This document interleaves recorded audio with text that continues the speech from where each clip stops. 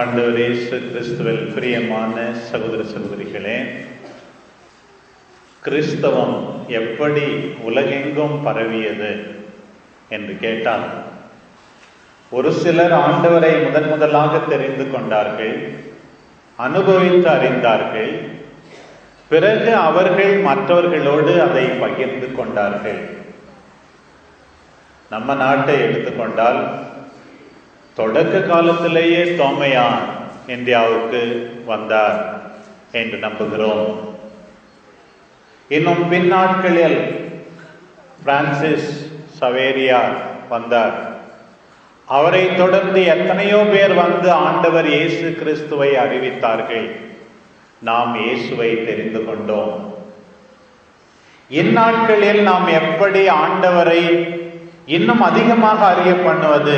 இங்கே இருக்கிற நம்முடைய வாயிலாகத்தான் ஆண்டவர் நிச்சயமாக எல்லாரையும் சென்றடைய முடியும்.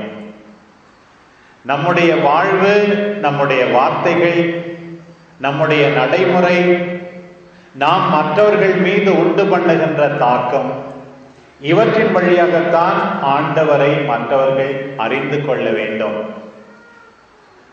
பழமொழி ஒன்று சொல்லுவார்கள், இறைக்கிற கிணறு ஊறும், இறைக்காத கிணறு நாரும். இறைக்கிற கிணறு தான் இன்னும் அதிகமாக ஊறும். நாம் நம்முடைய விசுவாசத்தை மற்றவர்களுக்கு கொடுக்க அழைக்கப்பட்டிருக்கிறோம். இயேசு சாமி சீடர்களை அழைத்தார், மீனவர்களை அழைத்தார், வரி வசூலிப்பவரை அழைத்தார், மற்றவர்களை அழைத்தார். எப்படி அழைத்தார்? என் பின்னே வாருங்கள், ஃபாலோ மீ என்று அழைத்தார். அவர்கள் வந்தார்கள், ஆண்டவருடைய போதனையை கேட்டார்கள், அவர் செய்த புதுமைகளை பார்த்தார்கள். இப்ப அதே ஆண்டவர் என்ன சொல்லுகிறார்? நீங்கள் போங்கள். இன்றைய நற்செய்தி பகுதி அதைத்தான். நான் உங்களை அனுப்புகிறேன், நீங்கள் மற்றவர்களுக்கு சென்று என்னை பற்றி அறிவியுங்கள். இதுதான் கிறிஸ்தவ ஆன்மீகத்தின் சாரம். ஆண்டவரிடம் வருவது, அவரை அனுபவித்து அறிவது, சென்று மற்றவர்களுக்கு ஆண்டவரை எடுத்துரைப்பது. இன்றைய நற்செய்தி பகுதி அப்படித்தான் ஆரம்பிக்கிறது. மத்தேயு நற்செய்தியில, மார்க் நற்செய்தியில இல்லாத ஒன்று லூக்கா நற்செய்தியில் இருக்கிறது. அந்த 2 நற்செய்தியிலும் ஆண்டவர் 12 பேரை தான் அனுப்பினார் என்று எழுதப்பட்டிருக்கிறது.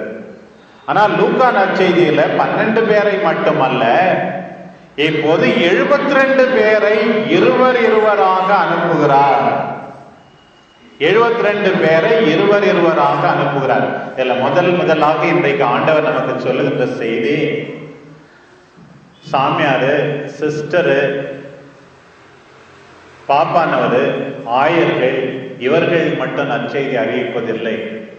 72 பேரை ஆண்டவர் அனுப்புவதிலிருந்து ஒன்று தெளிவாக இருக்கிறது. என்னவென்றால், இங்கே இருக்கிற நீங்கள் ஒவ்வொருவரும் நற்செய்தி அறிவிக்க வேண்டும். நற்செய்தி அறிவிக்கிறீங்களா? என்ன சமயம் எங்களுக்கே தெரியாது, நாங்க எங்க போய் அறிவிக்கிறதுன்றீங்களா? அறிவிக்க கடமை உண்டு என்பதை உணர்ந்திருக்கிறீர்களா? ஆண்டவர் சொல்கிறார், உங்களை நான் அனுப்புகிறேன் என்று அனுப்புகிறார். ஆண்டவர் நம்ம எல்லாரையும் அனுப்புகிறார். சென்று வாருங்கள், பூசை முடிந்தது அப்படின்னு சொல்லும் போது, நற்செய்தி அறிவிக்கத்தான் இந்த பூசையிலிருந்து நாம் அனுப்பப்படுகிறோம்.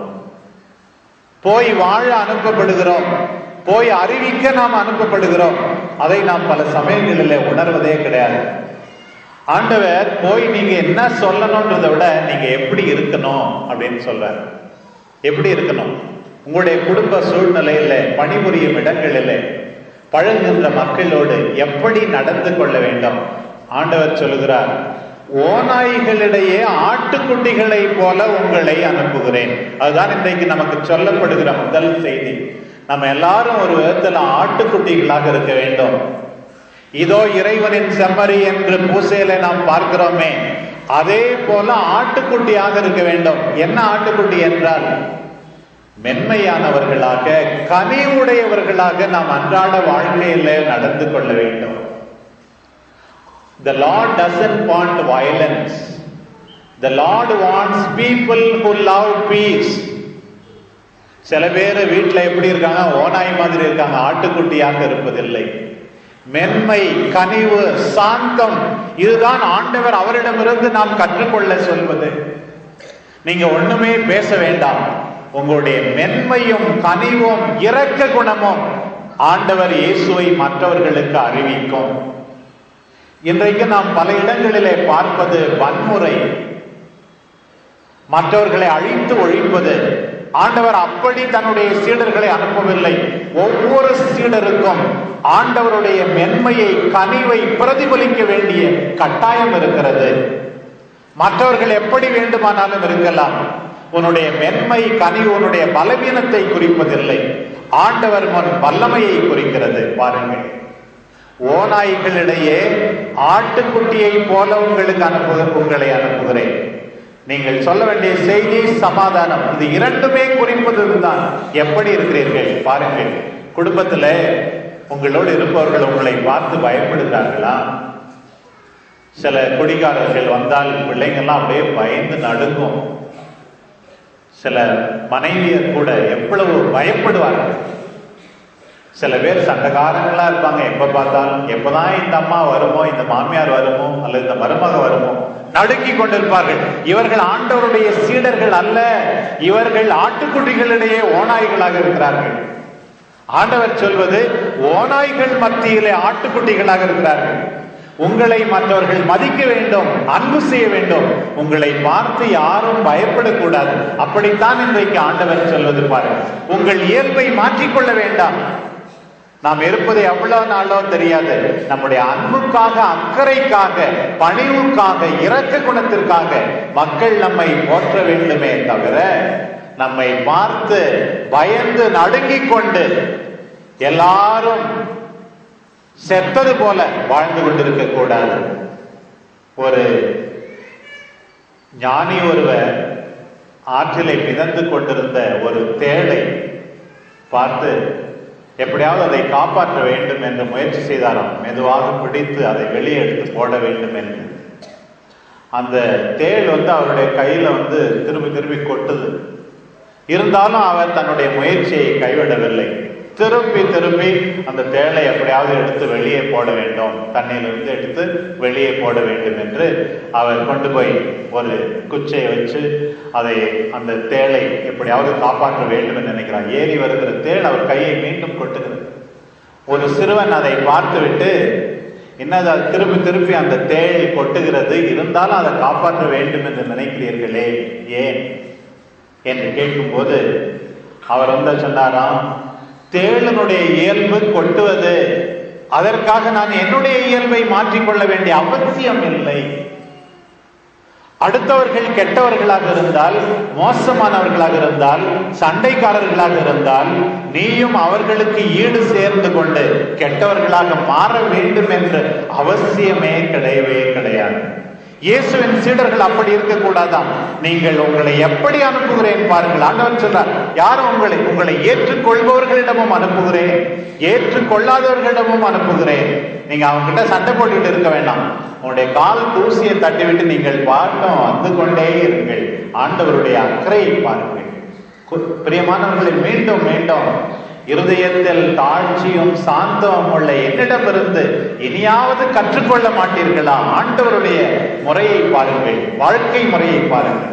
முதல் நிகழ்ச்சி. இரண்டாவது செய்தி, பிரியமானவர்களே, ஆண்டவர் அவர்களை அனுப்பும் போது மிக மிக எளிமையாக அனுப்புகிறார். எதுவும் அதிகமா தூக்கிட்டு போவாதீங்க. சில பேர் டூருக்கு போனாங்கன்னா அல்லது வேளாங்கண்ணி போனாங்கன்னா ஒரு 4-5 சூட்கேஸ் நிறைய தூக்கிட்டு போறத பார்த்துருக்கேன் நம்ம ஜனங்க. அதுல எடுத்துட்டு போனதில்ல, பாதி ட்ரெஸ் கூட அவங்க போடுறதில்ல, 2-3 தான் போடுவாங்க.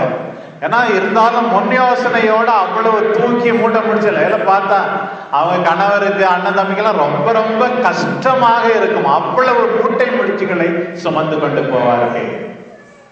ஆண்டவர் குறைவான சுமை, நிறைவான சுகம். நீங்கள் குறைவான சுமையை சுமந்து செல்லுங்கள், எளிமையாக இருங்கள். காசு பணம் சம்பாதிக்கணும், உண்மைதான். ஆனா அதுவே வாழ்க்கை என்று இருந்து விடாதீர்கள்.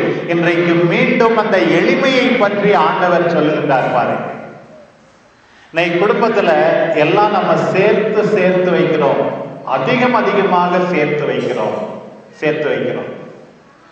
உனக்கு தேவையில்லாத எல்லாம் சில பேர் சேர்த்து வைத்துக் கொண்டே இருக்கிறார்கள். தேவையா? உனக்கு தேவையில்லாத எல்லாம் இன்னும் அது தேவைப்படுகிறவர்களிடம் நீ கொடுக்கவில்லை என்றால் நீ ஆண்டவருடைய சீடரே கிடையாது. நான் சிங்கப்பூர்ல பார்த்திருக்கேன், அடிக்கடி நான் போவதுண்டு. என்னுடைய அண்ணனுடைய பிள்ளைகள் அங்கே இருப்பதால் அங்க போனா கடைசி கிரவுண்ட் ஃப்ளோர்ல மற்ற தமிழர்கள் அல்லாத மற்றவர்கள் தேவையில்லாத டேபிள் சேரு இதை கொண்டு போட்டு விடுவார்கள். அது யார் வேண்டுமானாலும் எடுத்துக்கொள்ளலாம்.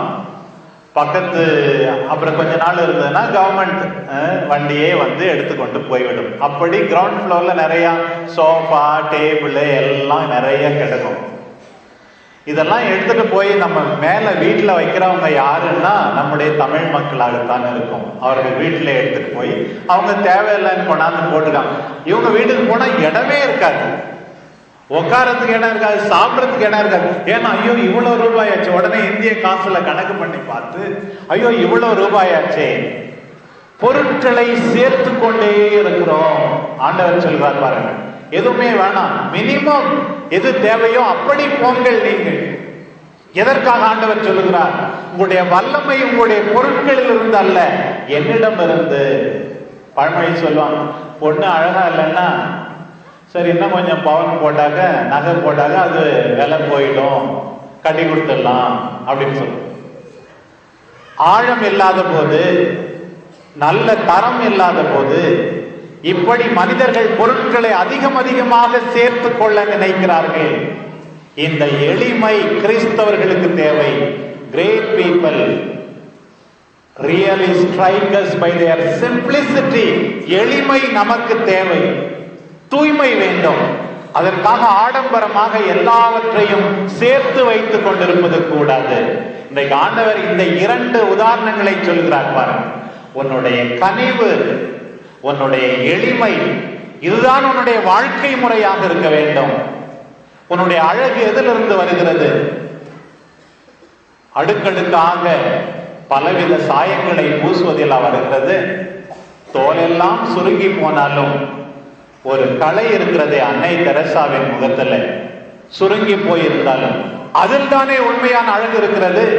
அவர்களுடைய எளிமையை பார், கனிவை பார், அதுதான் நிரந்தரமானது. தேவைக்கு அதிகமாக நீ வைத்திருக்கும் போது நீ திருடன்.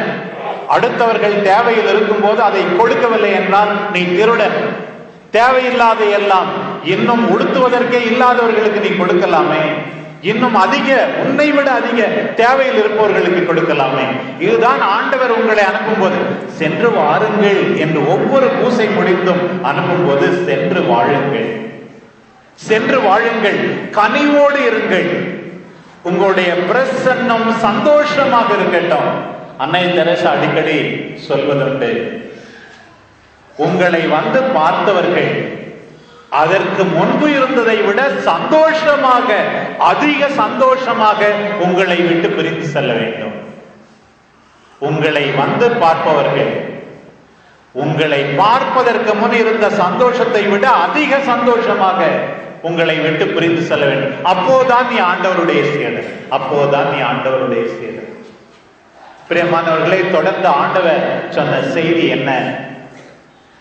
இது வாழ்க்கை முறையால் நாம் சொல்லுகின்ற செய்தி. நம்முடைய கனிவால், நம்முடைய எளிமையால் மற்றவர்களுக்கு நாம் சொல்ல வேண்டிய செய்தி. வாயால் சொல்ல வேண்டிய செய்தி என்ன? கடவுளுடைய அரசு நெருங்கி வந்து விட்டது. அதுதான் ஆண்டவர் சொன்னார். எல்லாருக்கும் நீங்கள் சொல்ல வேண்டிய செய்தி சமாதானம், கடவுளுடைய அரசு நெருங்கி வந்து விட்டது. அதுக்கு என்ன அர்த்தம்? The kingdom of God is near. What is the meaning? என்ன அர்த்தம் அப்படின்னா, Lord loves you. கடவுள் உன்னை அன்பு செய்கிறார்ப்பா. கலங்காதே. இன்றைய முதல் வாசகத்திலே நாம் அதைத்தான் கேட்டோம். கலங்காதே. ஒரு தாய் தேற்றுவது போல் நம்முடைய கடவுள் உன்னை தேற்றுவார். அதில் இருக்கிற இமேஜரியை பாருங்கள்.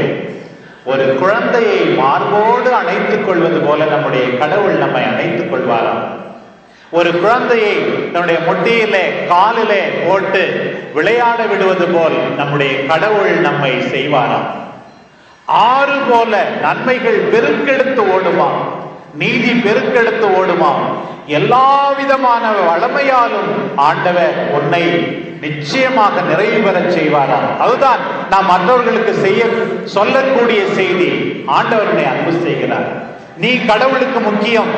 கடவுளுடைய துன்பத்திலேயே நிரந்தரமாக இருக்க செய்ய மாட்டார். பாருங்கள், ஆண்டவர் சொல்லுகின்ற செய்தி, நாம் சொல்ல வேண்டிய செய்தி அதுதான்.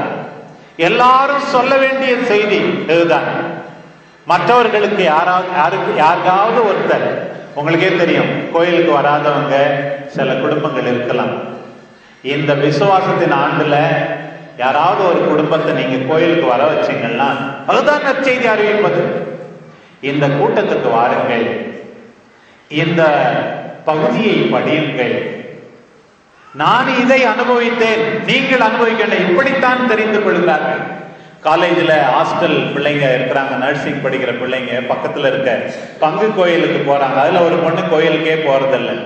இருந்தாலும் மற்ற பிள்ளைகள்ல ஒருத்தர் வந்து அவர்கிட்ட போய் சொல்லி, ரெவலேஷன் திருவெளிப்பாட்டிலிருந்து ஒரு வசனத்தை எழுதி அது ரூம்ல போட்டிருக்கு. இதோ நான் கதவண்டையில் நின்று தட்டுகிறேன், யாராவது என் குரலை கேட்டு கதவை திறந்தால், இதயத்தை திறந்தால், நான் வந்து குடிகொள்வேன், மகிழ்ச்சியால் நிரப்புவேன் என்று சொல்லக்கூடிய அந்த பகுதி எழுதி போட்டவுடனே அந்த பொண்ணும் மனம் மாறி ஆண்டவருடைய வார்த்தையை கேட்க மற்ற பிள்ளைகளை விட அதிகமாக ஆண்டவரில் நம்பிக்கை கொள்பவராக அவர் மாறிவிட்டார். பாருங்கள், இதுதான்.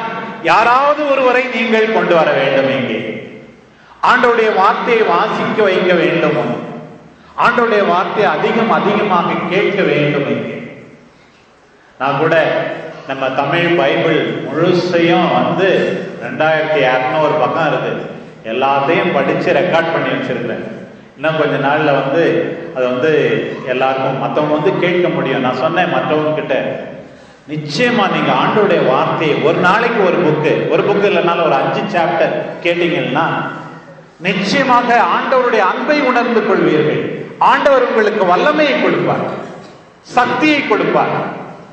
நல்ல விதமாக மேன்மேலும் முன்னேறி செல்ல ஆண்டவர் உங்களுக்கு கொடுப்பார் என்று நான் சொன்னேன். ஆண்டவருடைய வார்த்தையை கேட்பது, ஜெபிப்பது, ஆண்டவர் அன்பு செய்கிறார் என்று சொல்வது, ஆண்டவர் உன் மீது அக்கறை கொண்டிருக்கிறார் என்று சொல்வது, இதுதான் நம்முடைய வாழ்க்கை முறை. மற்றவங்களுடைய துன்பங்களை அதிகமாக்காதீர்கள், ஆண்டவரை எடுத்து சொல்லுங்கள். நான் முதல்ல சொன்னது போல சட்டியில இருந்தா தானே அகப்பையில வரும். அதனால நீயே வந்து கடவுள் உன்னை நம்புகிறார் என்று, கடவுள் உன்னை அன்பு செய்கிறார் என்று உணரவில்லை என்றால் என்ன அர்த்தம்? நான் இன்னொரு முறை சொன்னேன், எது உன்னுடைய வாழ்க்கையிலேயே மிக மிக மகிழ்ச்சியான நாள்? உன்னுடைய பிறந்த நாள் அல்ல, உன்னுடைய திருமண நாள் அல்ல, அல்லது வேறு எந்த உனக்கு ப்ரமோஷன் வர நாள் அல்ல. எது உன்னுடைய வாழ்க்கையில மிக மிக மகிழ்ச்சியான நாள்? என்றைக்கு ஆண்டவர் என்னை அன்பு செய்கிறார் என்று நீ உணர்ந்து கொள்கிறாயோ அன்றைக்குத்தான் உன்னுடைய வாழ்க்கையிலேயே மிக மிக மகிழ்ச்சியான நாள். The day you realize that the Lord loves me, அன்னைக்கு தான் உன்னுடைய வாழ்க்கையிலேயே மிக மிக முக்கியமான நாள். இதைத்தான் நீங்கள் மற்றவர்களுக்கு சொல்ல வேண்டும். இன்னொரு கடைசியாக ஒரு செய்தி, ஆண்டவர் வந்து தனித்தனியா யாரையும் அனுப்பல, தனித்தனியா யாரையும் அனுப்பல, 2 பேரா அனுப்புனார். என்ன சொல்லுது? நீ தனியா எதையும் சாதிக்க முடியும். உன்னுடைய கணவர் வேண்டும், உன்னுடைய மனைவி வேண்டும், உன்னுடைய பிள்ளைகள் வேண்டும், உன்னுடைய உறவுகள் வேண்டும், உன்னுடைய நண்பர்கள் வேண்டும். இவர்களோடு சேர்ந்துதான் நீ நிறைய சாதிக்க முடியும். பாருங்கள், தனியாக சில பேர் டோன்ட் கேர் மாஸ்டர்ஸ் இருக்காங்க. I don't want anybody. We need God, we need others. கடவுள் எல்லாவற்றுக்கும் மேலாக நமக்கு தேவை. நம்முடைய உறவுகள் தேவை, நம்முடைய அப்பா அம்மா தேவை, நம்முடைய பிள்ளைகள் தேவை, அண்ணன் தம்பி தேவை, அக்கா தங்கை தேவை, எல்லாரும் தேவை என்று உணர வேண்டும். தேவை என்று நீ உணர்ந்தால் மற்றவர்களை மதிப்பாய், கனிவோடு இருப்பாய், அக்கறையோடு இருப்பாய், இருமாப்போடு இருக்க மாட்டாய். ஆண்டவர் சொல்வதை பாரு. ஆண்டவர் உன் மீது இரக்கம் கொள்வார். என்றைக்கு நீ மற்றவர்கள் தேவை என்று உணர்ந்து கொள்ளுகிறாயோ அப்போது கடவுள் உன் மீது இரக்கம் காட்டுவார். எனக்கு போதும், காசு பணம் நிறைய பேங்க்ல இருக்கு, 2-3 பிளாட் வாங்கி போட்டிருக்கேன், 4-5 வீடு கட்டி வச்சிருக்கேன் அப்படின்னு சொல்லி இருமாப்போடு இருக்காதே. உன்னுடைய அழிவு அண்மையில் தான் உள்ளது. இப்படி இருமாப்போடு இருந்தா, யாரும் வேணான்னு இருந்தீனா உன்னுடைய அழிவு அண்மையில். எப்ப சாவு வருமோ தெரியாது. சாபம் என்று நினைக்காதீர்கள். அதற்காகத்தான் சொல்லுகிறேன், சமாதானமாக இருங்கள், ஒற்றுமையாக இருங்கள். மற்றவருடைய உறவு தேவை, அன்பு தேவை, அன்பான வார்த்தை தேவை. அக்கா தங்கச்சி, அண்ணன் தம்பி பேச்சுவார்த்தை இல்லாமல் இருக்காதீர்கள். அவர்கள் உனக்கு தேவை. அவர்களிடம் பணம் இல்லாமல் இருக்கலாம், ஆனால் அவர்கள் உனக்கு தேவை. ஆனால் தான் ஆண்டவர் இருவராக அனுப்புகிறார். உனக்கு மற்றவர்கள் தேவை. நான் அடிக்கடி சொல்லி இருக்கிறேன், அமெரிக்காவில் ஒரு ஆக்டர் ஒரு எக்ஸ் சர்வீஸ் மேன் ஃபங்க்ஷனுக்கு அவரை கூப்பிட்டாங்களாம். அவர் நான் ரொம்ப பிஸியா இருக்கேன், வர முடியாதுன்னு சொன்னார். சரி, ஒரு 5 நிமிஷமாவது வாங்கன்னு சொல்லி தொந்தரவுப்படுத்துறதுனால வந்திருக்கிறார். பேச ஆரம்பிச்சவரு 5 நிமிஷத்துக்கு பதிலா 1/2 மணி நேரம் பேசினார். உடனே அவரை கூப்பிட்டு அவர் சொன்னார், ரொம்ப ஃபர்ஸ்ட் பண்ணிக்கிட்டீங்க, வரமாட்டேன்னு சொல்லி. கடைசியில 5 நிமிஷம் பேசுறேன்னு சொல்லி 1/2 மணி நேரம் அறுக்கல 1/2 மணி நேரம் பேசுனீங்களே அப்படின்னு கேட்டதுக்கு அவர் சொன்னாராம், நான் 5 நிமிஷத்துல போலான்னு தான் இருந்தேன். ஆனா முதல் வரிசையில பார்த்தேன், முதல் ரோல 2 பேர் இருந்தாங்க. ஒருத்தருக்கு வலது கை இல்லை, இன்னொருத்தருக்கு இடது கை இல்லை. நான் பேச பேச வலது கை இல்லாதவர் தன்னுடைய இடது கையை சேர்த்து, அது போல இடது கை இல்லாதவர் தன்னுடைய வலது கையை சேர்த்து கை தட்டினாங்க பாருங்க. அதை பார்த்த உடனே என்னால் போக முடியவில்லை. கை இல்லாத நிலையிலும் இன்னொரு கையை வைத்து மற்றவரோடு சேர்த்து அவர் கை தட்டி நான் பேசியதை கொண்டாடினார்களே, நான் போக முடியவில்லை. நீங்கள் முழுமை அடைந்தவர்கள் அல்ல. குடும்பத்தில் ஒன்றுபட்டு உன்னுடைய மனைவியோடு, உன்னுடைய கணவரோடு, பிள்ளைகளோடு ஒன்று சேர்ந்து நீங்கள் ஆரவாரிப்பதை ஆண்டவர் பார்த்தால் அபரிமிதமாக அந்த ஆக்டர் அவர்கள் மீது இரக்கமாயிருந்ததை விட உன்னுடைய குடும்பத்தின் மீது, உன்னை சார்ந்தவர்கள் மீது இரக்கமாயிருப்பார். பிரியமானவர்களே, நாம் எல்லாரும் அனுப்பப்படுகிறோம். நம்முடைய கனிவால், நம்முடைய எளிமையால் ஆண்டவர் நம்மை அன்பு செய்கிறார்கள். எதுல நமக்கு பெருமை? பவுலடியார் 2வது வாசகத்துல நாம் வாசிக்க கேட்டோம், இயேசு கிறிஸ்துவின் சிலுவையில் தான் பெருமை. நான் இயேசுவுக்காக பட்ட தழும்புகளில், கொரிந்தியருக்கு எழுதிய 2ஆம் திருமுகத்தில் சொன்னார், எத்தனையோ முறை 39 சாட்டையால் அடிக்கப்பட்டாராம், கல்லால் அடிபட்டாராம். இயேசு கிறிஸ்துவுக்காக நான் பட்ட துன்பம் தான் எனக்கு பெருமை. உலகம் எனக்கு பெருமை அல்ல, செல்வங்கள் எனக்கு பெருமை அல்ல. இப்படி கனிவால், துன்பத்தால், எளிமையால் ஆண்டவரின் அன்பை அறிக்கையிட்டு ஒன்றுபட்டு ஒன்று சேர்ந்து ஆண்டவரை நாம் வாழும்போது, ஆண்டவரை அறிவிக்கும் போது உண்மையாகவே நாம் சீடர்கள்.